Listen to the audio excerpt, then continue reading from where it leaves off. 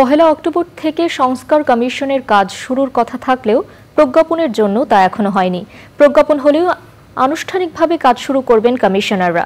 সংস্কারের জন্য রাজনৈতিক দলগুলোর সাথে আলোচনার বিষয়টিকে সাধুবাদ জানালেও প্রক্রিয়াটি যেন দীর্ঘায়িত না হয় সেদিকে নজর রাখার পরামর্শ দিয়েছেন কমিশনাররা। বিস্তারিত জানাচ্ছেন রফিকুল বাশার। কিছু জাতীয় ভিত্তিক সংস্কার সম্পন্ন করা জরুরি হয়ে পড়েছে। অন্তর্বর্তী সরকার বিভিন্ন খাতে সংস্কারের জন্য যে কমিশনারদের নাম ঘোষণা করেছেন তারা কাজ শুরুর অপেক্ষায়। নির্বাচন ব্যবস্থা, পুলিশ প্রশাসন, বিচার বিভাগ, দুর্নীতি দমন, জনপ্রশাসন ও সংবিধান সংস্কারের জন্য কমিশনারদের নাম ঘোষণা করা হলেও এখনও তার প্রজ্ঞাপন হয়নি। ঠিক হয়নি তাদের সবার কার্যালয়।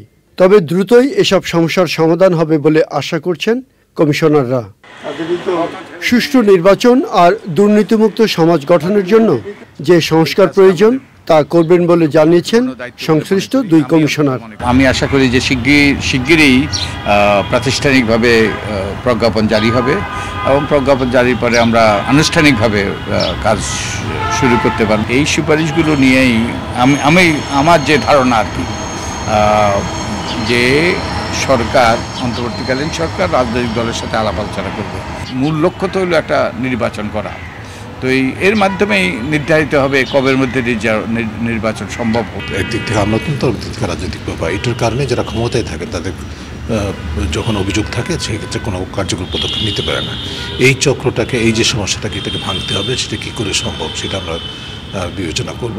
আমাদের উচ্চ পর্যায়ের দুর্নীতি বাংলাদেশে এবং তার সাথে জড়িত অর্থ পাচার, এগুলোর ক্ষেত্রে যে কয়েকটি প্রতিষ্ঠান আছে যারা স্ব অবস্থান থেকে এবং সামষ্টিকভাবে সমন্বয়ের মাধ্যমে দুদকের সাথে কাজ করার কথা, সেখানে প্রচণ্ড ঘাটতি আছে, আমরা যেটা লক্ষ্য করেছি।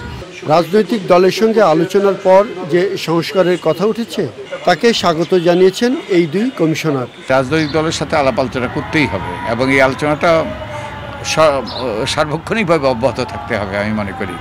তো আমাদের এই প্রসঙ্গে এই যে কমিশনগুলো গঠন করা হলো, আমাদের কাজটা কিন্তু কতগুলো টেকনিক্যাল সলিউশনে আসা। আলাপ আলোচনা করাটা, অব্যাহত রাখাটা কোনো নেতিবাচক কিছু নয়, এটা ইতিবাচক আমি মনে করি। রাষ্ট্র সংস্কারের যে এজেন্ডার কথা বলছে আমাদের তরুণ প্রজন্ম, যে আন্দোলন যেটা বলছে, সেটা যদি আমাদের রাজনৈতিক এবং আমলাতান্ত্রিক অঙ্গনে যদি সেটার ওনারশিপ না হয়, তাহলে এই রাষ্ট্র সংস্কারের তো পুরো অর্থটা মানে সাফল্য অর্জিত হবে না। কাজে আমি মনে করি যে এটা যৌক্তিক বিভিন্ন পর্যায়ে রাজনৈতিক দলগুলোকে সেটাকে সম্পৃক্ত করা, যাতে করে একটা ইনক্লুসিভ হয়।